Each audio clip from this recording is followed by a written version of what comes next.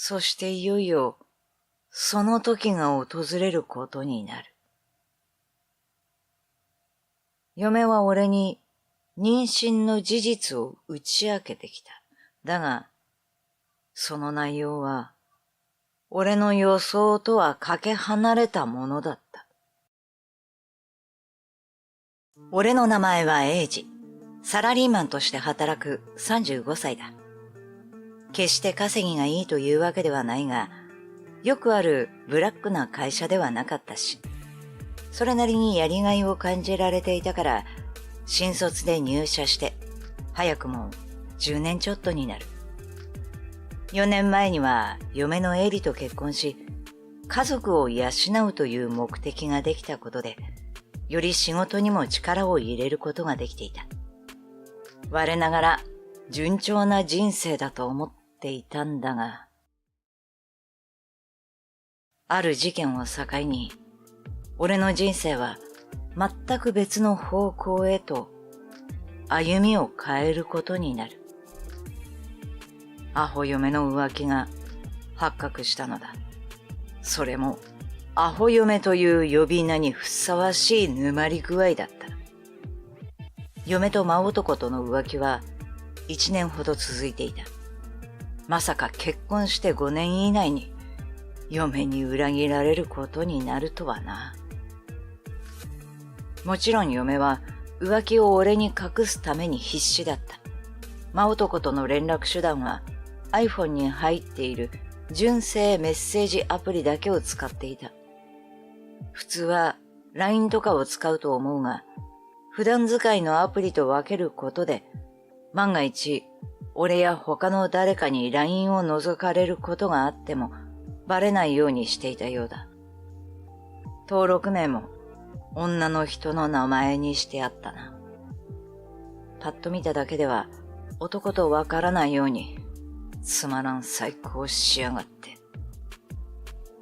さらに浮気に出かけるのは俺が仕事でいない日中だけにしていたようだ。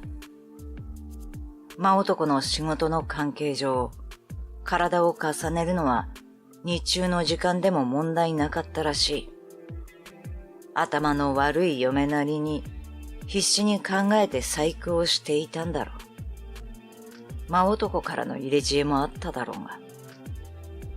俺に隠し通せていると信じて疑わない嫁は、俺と真男との間で二重生活を楽しんでいた。だが俺は嫁のようなバカじゃない。嫁の小さな変化を見逃すことはなかった。嫁は俺に不倫がバレないように必死だったんだろう。俺に対する接し方が変化しないようにかなり気を使って生活していたと思う。だが、普通に振る舞おうと思えば思うほど普通ではなくなってしまうのが人間の差がだろう。俺に気を使っていることは、俺にはお見通しだった。最初俺は、その違和感を新婚気分が薄れてきたせいか、なんて考えて、大ごとには捉えていなかった。だがそんな俺の違和感の正体を明らかにする出来事が起こる。ある時、嫁が調子が悪そうにしていたことがあった。あまりに辛そうだったので、俺は寝ているよう嫁に伝え、仕事に行く準備を整えつつ、できる範囲で家事をこなそうと奮闘した。出かけがてらゴミを出していこうと、家中のゴミを回収していると、ゴミ箱の中に落ちている小さな黒いビニール袋が目に留まった。端がきれいに蝶々結びされている小ぶりな袋だ。うまく言葉で言い表せないが、俺は見てはいけないものを見てしまった感覚に襲われた。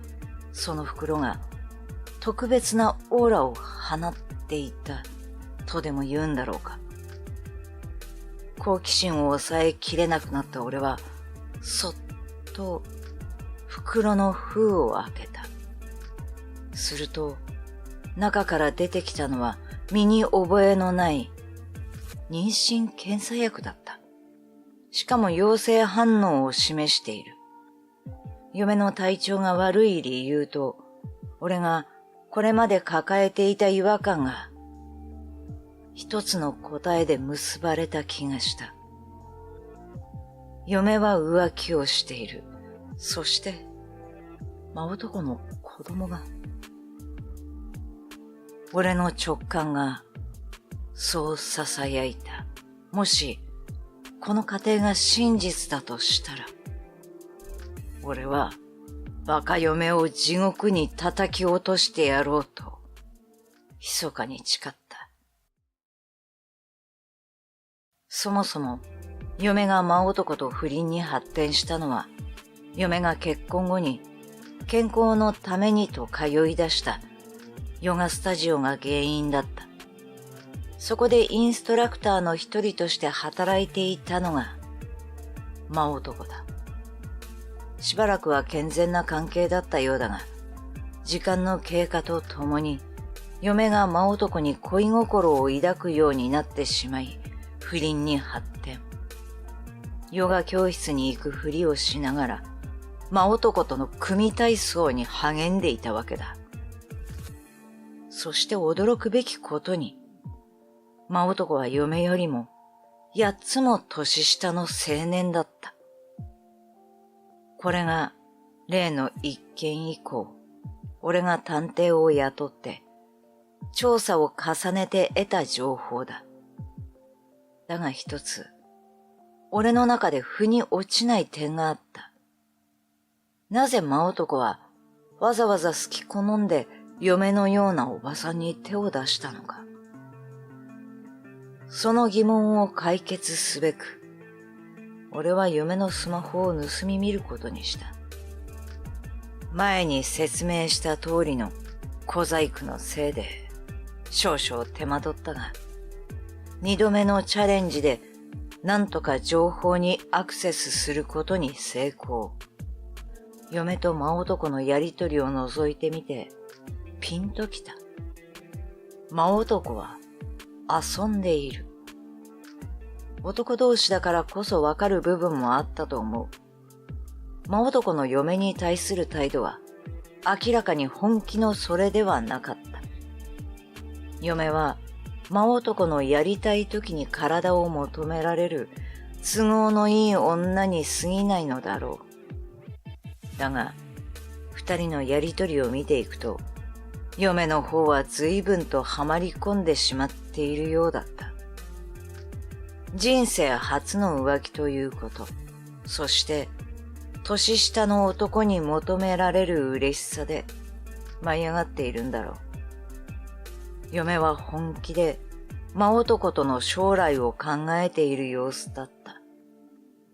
まさしくアホ嫁だ。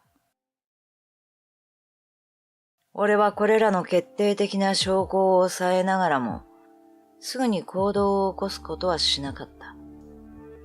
嫁が真男の子供を妊娠していることは明らか。そうであれば、嫁はいずれ自分から行動を起こさなければならない。その出方を見てから、俺も対処を考えようと思ったからだ。俺を裏切って、他の男に熱を上げている嫁には当然腹が立つが、嫁が真男の遊び道具にされていることに、わずかな同情の気持ちがあったのも、また事実だ。他人を疑うことを知らない。そういう嫁の純粋すぎる一面に惹かれたということもあったかもしれない。いずれにしても俺は、嫁が行動を起こすその瞬間を待ち続けた。そしていよいよ、その時が訪れることになる。俺が妊娠検査薬を発見してから、2、3ヶ月が経った頃だったろうか。嫁としても、産むのか、産まないのかの決断をしなければならなくなる頃だ。そしてお腹も膨れてくるから、これ以上はごまかしようもない。そう思って腹をくくったのか、嫁は俺に妊娠の事実を打ち明けてきた。だが、その内容は、俺の予想とはかけ離れたものだった。私、浮気相手の子供を妊娠しました。今まであなたを騙していて、ごめんなさい。彼と生きていくことに決めたので、離婚してください。というのだ。あまりにも潔い申し出に、俺は一瞬固まってしまった。俺はてっきり、嫁が托卵を計画したり、俺の金で子供を育てる道を選択するものとばかり思っていたからだ。嫁と真男に関する事前知識があったからこそ、一瞬の戸惑いで済んだものの、もし何も知らなかったとしたら、頭が真っ白になっていただろうと思う。だが、様子がおかしい。真男は遊びで嫁と付き合っていたはず。彼と生きていくと嫁は言っているが、真男にその気があるのかと、俺は疑問に思った。そこで俺は、すべてお見通しであることをあえて隠したまま、真男が子供を産むことに賛成しているのかどうかを確認しようと質問した。だが嫁の返事はうやむやだ。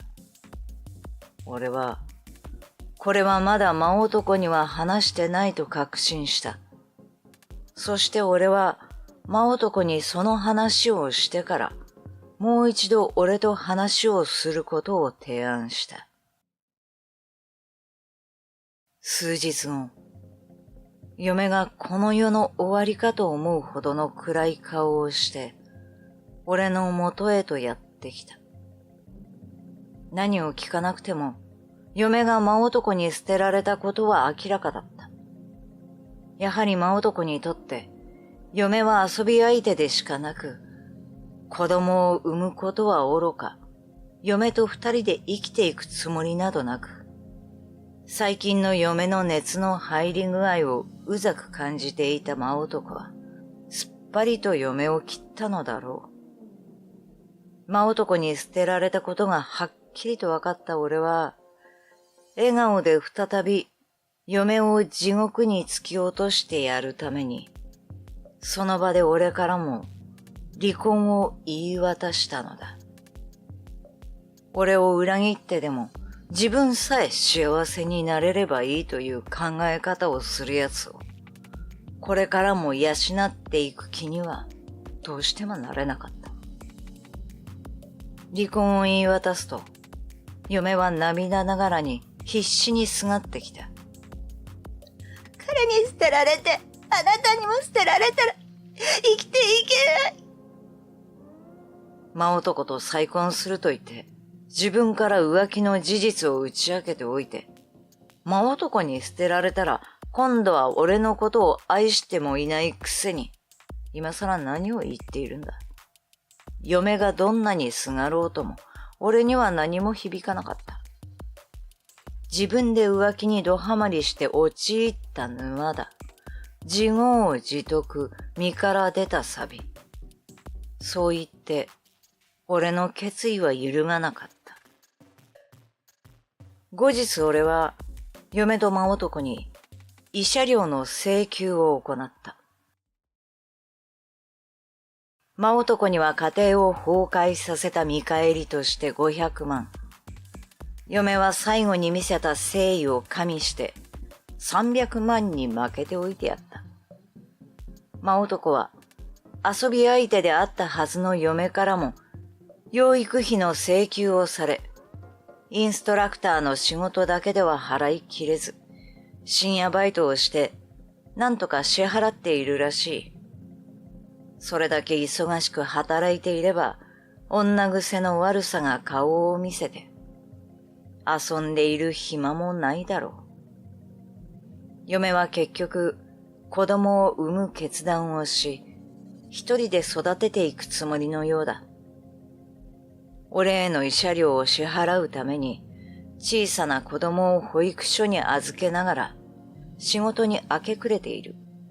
だが幸い、真男から養育費の振り込みがなされているようで、子供の暮らしは今のところなんとかなっているようだが、いつまで支払ってもらえるかというところだろう。軽い気持ちで人の嫁に手を出した真男と、自分さえ良ければという精神に侵された嫁。人を不幸にする精神の持ち主たちが、生き地獄を味わっている様子を知って、胸がすっとした。俺はというと、独身貴族に逆戻りしてしまったわけだが、新たな人生を謳歌している。